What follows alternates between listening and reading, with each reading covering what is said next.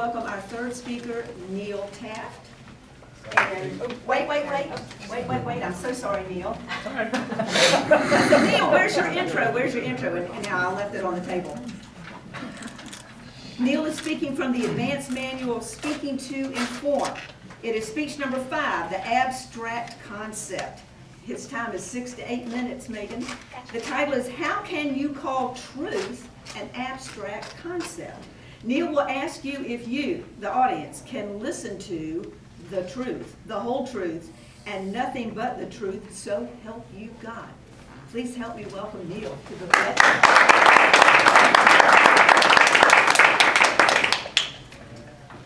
Fellow Toastmasters, H. Scott, thank you for the intro to truth, especially in politics. This morning, I want to try to inform you, but not persuade you. When I started researching this title, I was blown away. I thought, I can't do 30 seconds on truth, we're done. But let me take you on 4 different focal thrusts about truth. Let me take you through philosophy and their approach. Let me take you through religion and the approach from religion. Let me take you through politics, and finally through philosophy, or psychology, excuse me. Philosophically, when you check out truth, there are all of these schools of thought of truth in philosophy. The last of which is revision. Isn't that interesting? I thought deflationary was kind of an interesting approach, but in philosophy, everyone in philosophy studies these various approaches to truth. Now, you will be interested to know that the professors and the grad students think the correspondence approach to truth is their #1 choice, and deflationary or minimalist is their second choice. I got a 10-page dissertation here if you'd like to read it, so I'll be glad. So just so you know, it's all substantive. But that is an approach from a philosophical point of view. Most people equate truth with religion. A little bit of an expansion on that idea. There are 50 versions of the Bible in English alone. Here's 44 of them right here. King James is on there, Douay version, etc., etc. You add to that the fact that there are translations. It's said that if you tried to read a Bible from 1611, that you wouldn't be able to get through it because the languages have changed so much. It could be in English, but you wouldn't recognize that English. There are 4,200 recognized religions in the world. We haven't gotten to the Torah, we haven't gotten to the Quran, etc., etc. So it's really going to be interesting to try to find truth in 1 or 2 sentences in all of that variety. Politics. Most of us are familiar with the fact that we have fact-checking, etc., etc., etc. And I want to thank you, Scott, for the introduction to this. I want to read you 3 quotes.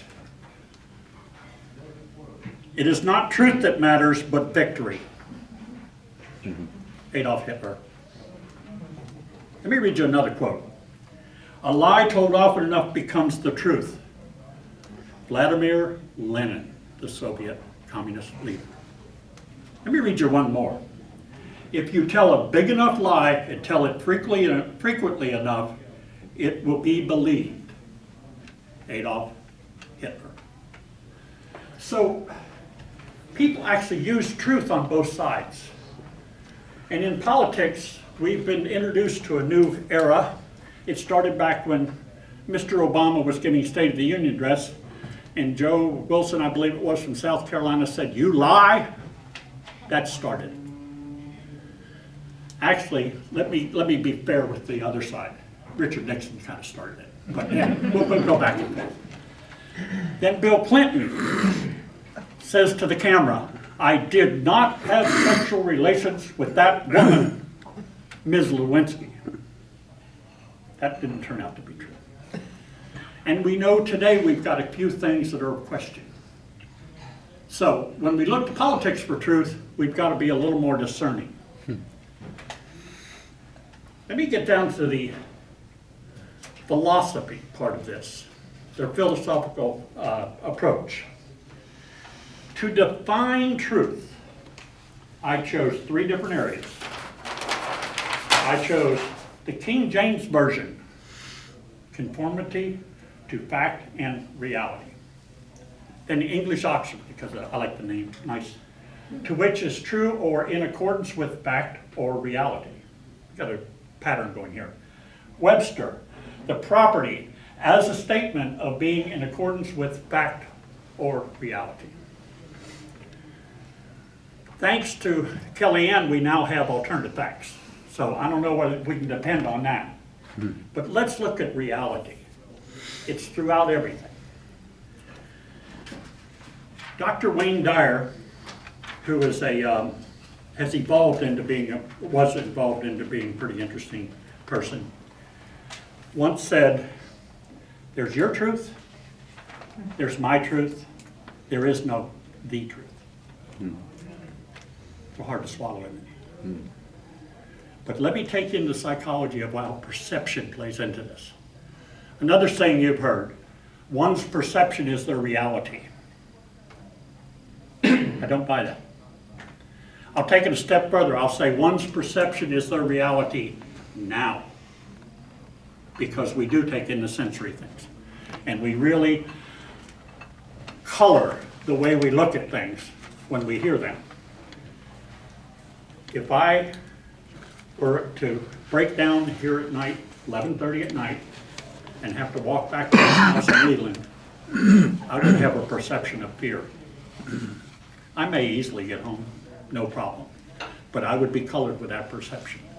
So we have to be careful when we look at reality, because everyone's reality is just a little bit different. So what do we do with all this stuff? It is no wonder that in my introduction, and when you put your hand on the Bible in court, they say, so help me God. Because it is your responsibility, 100%. You very often participate in lies because it's what you want to hear. And particularly in politics, we do that. If it's our view, we kind of listen, oh yeah, I can believe that. But it's our responsibility to check things out. The Marines always said, trust but verify. So now we have to get a little more engaged. We have to learn things if we want to call that a truth in our lives. When you get older, you begin to take truth, your own truth, and you really get to look at it. One of the people I love all the pieces is Oprah Winfrey. Don't think she'd make good president, but I love her pieces. And she was asked one time, what do you know for sure? And that's her book. If you have not read it, it's great to read. But then the other day in my research, I ran across something that was even more significant. I'm a fan of Anne Lamott.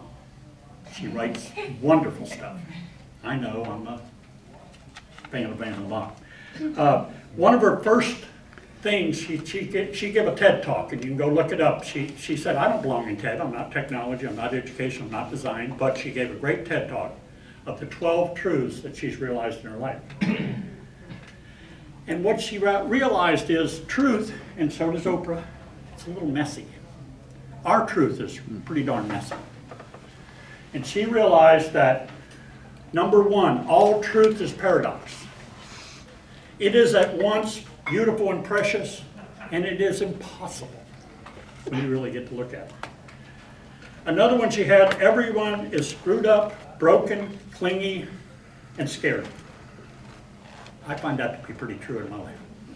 I see your red light. I'm going past. Thank you. My prayer for each of you is that you find your truth and live it to your fullest. Madam Toastmaster.